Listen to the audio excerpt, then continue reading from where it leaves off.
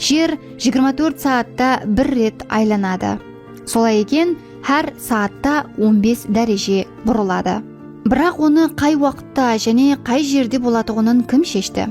Бұл шешім 1884 жылда Вашингтонда болып өткен халықаралық меридианлар конференциясына барып тақалады. Гринвич меридиан жер жүзін 0 градус ұзынлық сызығы ретінде қабыл етілген стандарт сызық болып, ол арқалы шығыс һәм батысқа қарай 180 градусқа шекем болған ұзынлықлар өлшенеді.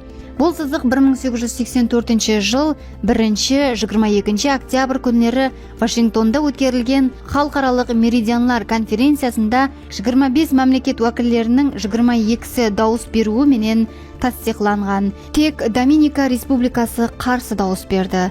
Франция һәм Бразилия болса бейтарап болып қалды. Нәтижеде Гринвич меридианынан басланған уақытын өлшеу системасы кейінірек Greenwich Mean Time (GMT) деп аталушы жаһан көлеміндегі стандартқа айланды.